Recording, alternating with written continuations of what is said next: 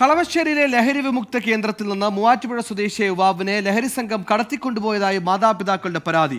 യുവാവിന്റെ സുഹൃത്തുക്കളാണ് കടത്തിക്കൊണ്ടുപോകലിന് പിന്നിലെന്നാണ് മാതാപിതാക്കളുടെ ആരോപണം. കളമശ്ശേരിയിലെ ലഹരി വിമുക്ത കേന്ദ്രത്തിൽ ചികിത്സയ്ക്കായി എത്തിച്ച മൂവാറ്റുപുഴ സ്വദേശി ആസാദ് ജീലാനി എന്ന 25 വയസ്സുകാരനെയാണ് ലഹരി സംഘം കടത്തിയതായി മാതാപിതാക്കൾ പോലീസിൽ പരാതി നൽകിയത്. ഈ മാസം 5-ന് ബന്ധുക്കൾ എന്ന വ്യാജേന എത്തിയ സുഹൃത്തുക്കൾ യുവാവിനെ കടത്തിക്കൊണ്ടുപോയി എന്നാണ് മാതാപിതാക്കളുടെ ആരോപണം. എൻ്റെ മാഫിയകളാണ്, അവർ ബിസിനസ്സുകാരാണ്.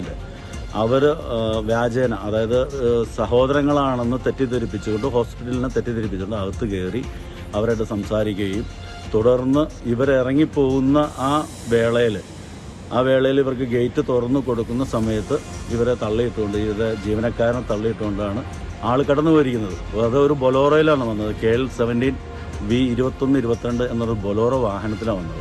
എറണാകുളം റൂറൽ SP-ക്കാണ് യുവാവിന്റെ മാതാപിതാക്കൾ പരാതി നൽകിയത്. മൂവാറ്റുപുഴ നഗരം കേന്ദ്രീകരിച്ച് പ്രവർത്തിക്കുന്ന ലഹരി സംഘത്തിനെതിരെ നടപടി ഉണ്ടാകണമെന്നും പരാതിയിൽ ആവശ്യപ്പെടുന്നു. 24 തൊടുപുഴ.